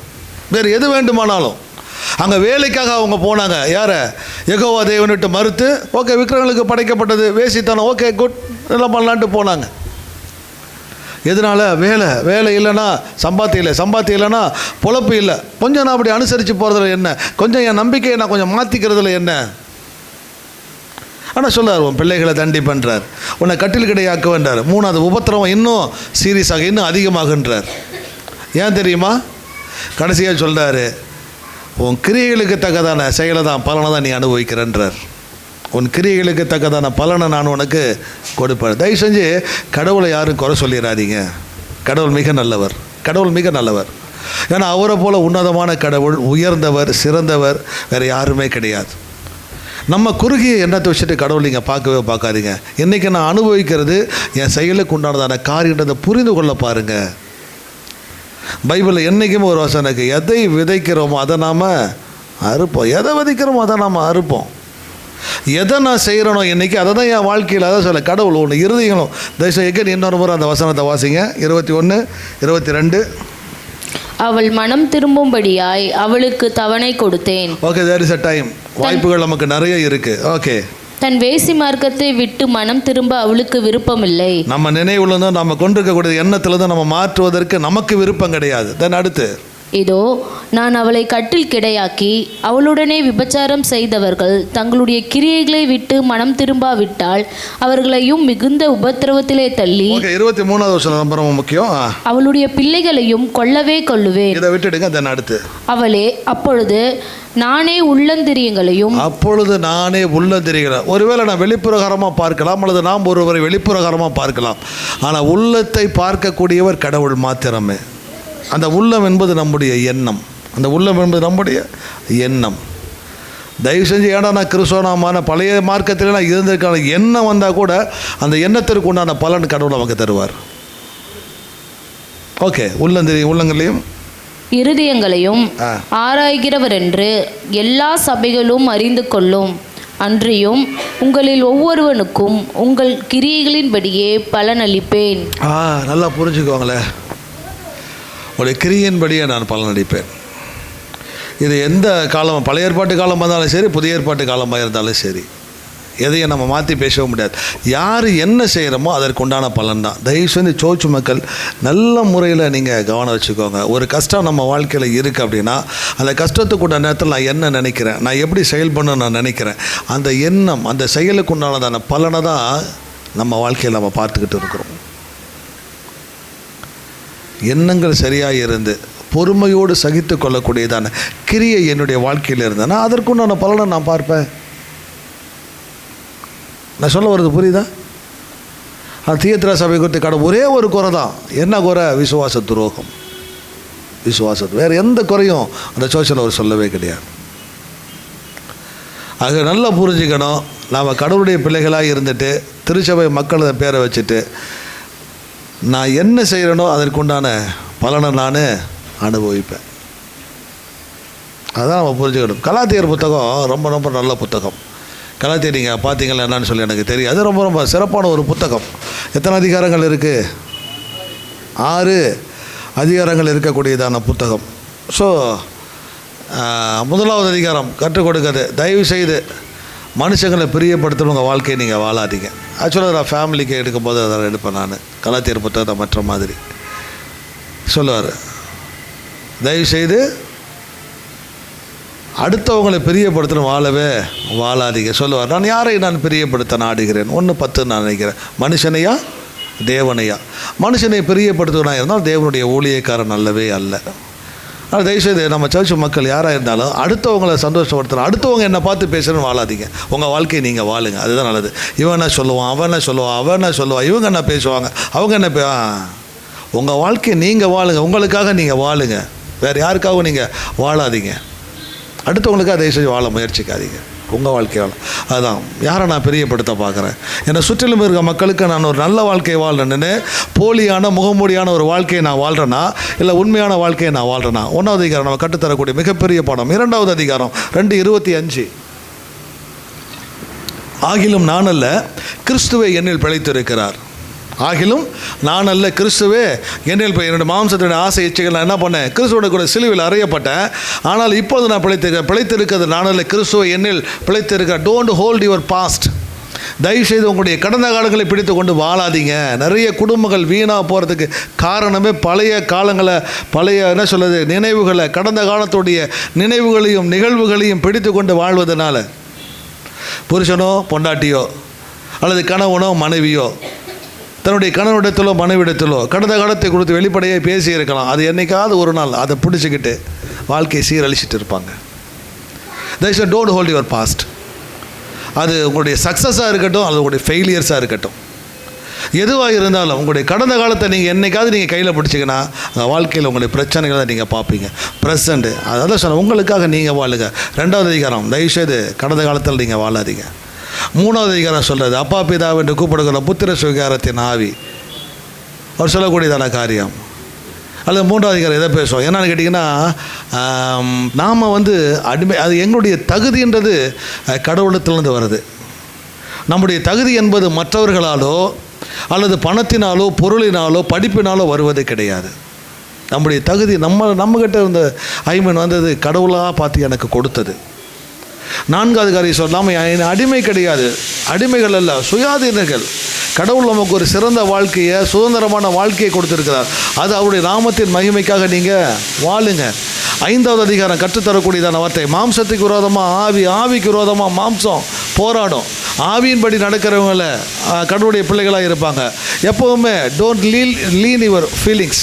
உங்களுடைய உணர்ச்சிகளை சார்ந்து நீங்கள் வாழ கற்றுக்காதீங்க. உணர்ச்சிகளை சார்ந்து நீங்கள் வாழ்ந்தீங்கன்னா பிரச்சனைக்குரியங்களாக இருப்பீங்க. நிறைய பேருடைய பிரச்சனை அதுதான். என்னை புரிஞ்சுக்க, என்னுடைய உணர்ச்சிகளை சார்ந்து நீங்கள் வாழாதீங்க. 5வது அதிகாரம் கலாத்தியர் 6வது அதிகாரம் கற்றுக் கொடுக்கக்கூடியதான மிகப்பெரிய பாடம். சோர்ந்து போகாதீங்க. நன்மை செஞ்சால் நன்மையை நீ அறுப்ப, தீமையை விதைச்சின்னா தீமையை நீ அறுப்ப. ஏற்ற காலத்தில் நாம் அறுப்போம். இதை சொல்கிறதுக்கு தான் இவ்வளோ சுற்றி வந்தேன். அதை சொல்கிறார், அவனவன் கிரியைக்கு தக்கதான பலனை நான் உனக்கு அளிப்பேன். அப்படின்னா இதை தயவு செஞ்சு வேறு யாரோ கொண்டு வந்து நமக்கு கொடுத்தது கிடையாது, வேறு ஒருவர் மூலமாக நமக்கு வந்ததும் கிடையாது. நான் என்ன செஞ்சோனோ அதை நான் அனுபவிக்கிறேன், அவ்வளோதான். அப்போ என் எண்ணம், என்னுடைய செயல் மாறிச்சு அப்படின்னா நிச்சயமாக நான் அனுபவிக்கிற காரியங்கள் மாறும். அப்படி இல்லைன்னா இன்னும் அப்படியே தான் இருக்குது. அவர் சொல்ல வரக்கூடிய காரியங்கள் அது 23, 24 வெளிப்படுத்தல் 2. தியாந்தீராவிலே இந்த போதகத்தை பற்றி கொள்ளாமலும் சாத்தானுடைய ஆழங்கள் என்று அவர்கள் சொல்லுகிறார்களே, அந்த ஆழங்களை அறிந்து கொள்ளாமலும் இருக்கிற மற்றவர்களுமாகிய உங்களுக்கு நான் சொல்லுகிறதாவது காரியம். இதெல்லாம் ரொம்ப டீப், இதெல்லாம் உனக்கு புரியாது. எது மற்றவங்க நம்மளை குழப்பும் பொழுது இதெல்லாம் புரிந்து கொள்ள முடியாத ஒரு உபதேசம். ஆகவே இதை விட்டுட்டு நீ வெளியில் வா, இது ரொம்ப டீப், நாங்கள் காட்டுறதா ரொம்ப ஆழமானது, நீ இந்த பக்கம் வா என்று சொல்லக்கூடியதான தியத்திரால் இருக்கக்கூடியதான உபதேசமும் சாத்தானுடைய ஆழங்கள் என்று சொல்லக்கூடியதான ஆழங்களுக்கு போகாமல் தப்பித்து இருக்கக்கூடியதான உங்களுக்கு நான் சொல்கிறது என்னன்னா, ஒரே ஒரு விஷயத்தை தான் சொல்கிறார். என்ன சொல்கிறாரு? உங்கள் மேல் வேறொரு பாரத்தையும் சுமத்த மாட்டேன். அப்போஸ்தலர் 15 சொல்றார், இதை தவிர வேறு ஒன்றையும் பாரமானதை சுமத்த எங்களுக்கு மனசு கிடையாது. என்ன சொன்னமோ அதிலே நிலைத்திரு. இப்போ தியேத்தரால் இருக்கக்கூடிய மக்களுக்கு, உபத்திரவத்தில், பாடுகளில், கஷ்டங்கள் இருக்கக்கூடிய மக்களுக்கு சொல்றாரு, தயவுசெய்து எந்த விசுவாசத்தை அந்த விசுவாசத்தில் நிலைத்திரு, எந்த உபதேசத்தை நீ கேட்டி அந்த உபதேசத்தில் நிலைத்திரு, எந்த நம்பிக்கை நினைச்சா அந்த நம்பிக்கை. புதுசாக நான் ஒன்றும் வேற ஒன்று எக்ஸ்ட்ரா சொல்லி ஒன்று நான் கஷ்டப்படுத்த விரும்பலை. நான் சொல்ல வருது புரியுதா? கடவுளை எதிர்பார்ப்பு அதுதான். என்ன கஷ்டங்கள் வந்தாலும் நாம் கொண்டிருக்கக்கூடியதான அந்த உபதேசத்தின் நிலைப்பாடு என்பது எங்கே? வேறு பாரமான ஒன்றை நான் என்ன பண்ண மாட்டேன், உங்களுக்கு நான் சொல்ல மாட்டேன். then அடுத்த வசனம், உங்களுக்கு உள்ளதை நான் வருமளவும் பற்றி கொண்டிருங்கள். தயவு செய்து எந்த விசுவாசத்தில் எந்த நம்பிக்கையில் இருக்கிறியோ அதை கடைசி வரைக்கும் நீ உறுதியாக பெற்றுக்கொள். நீ புதுசாக ஒன்று தெரிஞ்சிக்க வேண்டியதில்லை, புதுசாக நீ அறிஞ்சிக்க வேண்டியதான காரியங்கள் ஒன்றும் கிடையாது. ஆரம்பத்தில் என் மீது வைத்ததான விசுவாசம், ஆரம்பத்தில் மீது என் வார்த்தையின் மீதான நம்பிக்கை, கடைசி வரை அதை நீ பற்றிக்கோ. புதுசாக நீ எதையும் தெரிஞ்சுக்கிட்டு மாறுறதான அவசியங்கள் கிடையாது. அப்படி இருந்தீன்னா நான் அடுத்து சொல்லுவார், ஜெயம் கொள்ளுகிறவன் எவனோ அவனுக்கு கொடுக்க வேண்டியதான உன்னதமான நன்மைகளை அவர் சொல்லுவார். ஓகேவா? இது 2ஆம் வருகை, 1000 வருடதான அரசாட்சி மற்ற காரியங்கள் எல்லாமே சொல்லப்பட்டதான விஷயங்கள். வெள்ளியாகி வைப்பேன், மக்களை நீங்கள் அரசாளுவீங்க, இது எல்லாமே 1000 வருட அரசாட்சியில் நமக்கு கிடைக்கக்கூடியதான காரியம். அதற்காக ஒரு வசனம் சொல்லுது, உபத்திரப்படுவதோடு கூட நாம் உபத்திரவப்பட்டோம் அப்படின்னா அவருடைய வருகையில் நாம் ஆளுகை செய்வதான காரியங்கள் இருக்குது. ஆகவே கேட்கக்கூடியதான கேள்வி அல்லது நமக்கு முன்பாக வைக்கக்கூடியதான தியேத்திர சபையை பற்றியதான படிப்பினுடைய காரியங்கள் என்ன, நம்முடைய கஷ்டத்தில், நம்முடைய உபத்திரவத்தில், நம்முடைய போராட்டத்தில் அல்லது நம்முடைய ஆவிக்குரிய வாழ்க்கையினுடைய வாழ்க்கையில் எதையாவது நாம் விட்டு விலகி, எதையாவது நாம் தவறாய் புரிந்து கொண்டு விசுவாசத்தை விட்டு விலகி நாம் நடக்கிறோம், நம்முடைய அல்லது விசுவாசத்தை மறுதளிக்கும்படியான காரியங்கள் நம்முடைய வாழ்க்கையில் இருக்குது அப்படின்னா தயவுசெய்து அதையெல்லாம் விட்டுட்டு பொறுமையோடு கூட நாம் இருந்தோம் அப்படின்னா கடவுள் அதற்குண்டானதான பலனை நம்முடைய வாழ்க்கையில் தருவார். இங்கே நான் சொல்கிறது புரியுதா? கடவுளை விட்டுட்டு வேறு எதையாவது நீங்கள் பற்றிக்கொள்ள, அது குடும்பமாக இருக்கலாம், வேலையாக இருக்கலாம், உங்களுடைய பணமாக இருக்கலாம், உங்களுடைய பதவியாக இருக்கலாம், உங்களுடைய படிப்பாக இருக்கலாம், எது வேணாங்கள, கடவுளை விட்டுட்டு அதுதான் எனக்கு அப்படின்னு சொல்லி நீங்கள் பற்றிக்கிட்டேன் அப்படின்னா யூ டினை யுவர் ஃபெய்த். உங்களுடைய விசுவாசத்தை நீங்கள் மறுதளிச்சுட்டு விசுவாச துரோகம் அப்படின்னு தானே பட்டியலுக்குள்ளாக கடவுள் கொண்டு வந்து வைக்கிறார். இந்த வார்த்தைகளை தான் கொண்டு வந்து வைக்குது. கடவுளுக்கு இணையாக நாம் கொண்டிருக்கக்கூடிய நம்பிக்கைக்கும் விசுவாசத்திற்கும் உபதேசத்திற்கும் எதிரான எதை விட்டு நாம் விட்டு விலகவே நாம் கூடாது. ஆகவே தான் தயவு செஞ்சு நாம் சொல்கிறது, கேட்டகிஸ் எல்லாம் படிங்க, அடிப்படை உபதேசங்களை தெரிந்து கொள்ளுங்கள். பைபிள்னால் என்ன, கடவுள்னால் யார், ஸோ இயேசு கிறிஸ்துனா யார், பரிசுத்த ஆவியானவர்னா யார், மனிதன் என்பவன் யார், தூதர்கள் என்பவன் யார், சபை என்பது என்ன, ரட்சிப்பு என்பது என்ன, ஸோ இதெல்லாம் நல்ல நல்லது, இதுதான் என்னை நல்ல நிறுத்தம். இது உறுதியாக இருந்தால் தான் எதில் தான் நான் விலகாமல் நான் இருப்பேன். அப்படி இல்லை அப்படின்னா தடுமாறிட்டு தான் நான் இருப்பேன். எதையும் அறியாமல் நான் கடவுளுக்கு என்னுடைய விசுவாசத்திற்கு துரோகத்திற்கு உண்டான காரியங்கள் நான் செய்து கொண்டு இருப்பேன். வழி விலகி நான் போயிட்டு இருப்பேன். அந்த காரியத்தை நான் செய்யாதபடிக்கு கடவுள் என்னை பாதுகாக்க இந்த ஒரு நல்லதொரு வாய்ப்பை கடவுளுடைய வார்த்தையை கொடுத்துருக்கேன். சொல்லார், நான் நேரம் கொடுக்குறேன்றார், நான் வாய்ப்பை கொடுக்குறேன்றார். சரியான முறையில் நம்ம பயன்படுத்திக் கொள்வோம், கண்களை மூடுவோம், கடவுளத்தில் நம்முடைய வாழ்க்கையை ஒப்பு கொடுப்போம், யோசித்து பார்ப்போம். அவர் நம்மை தகுதிப்படுத்திக்கிறவர், நாம் அல்ல. தகுதிப்படுத்திக்க தானே கடவுள் தகுதிப்படுத்த ரெடியாக இருக்கிறார். ஒப்பு கொடுத்து திருவிருந்திற்குள்ளாக வருவதற்கு நம்ம தயாராகும்.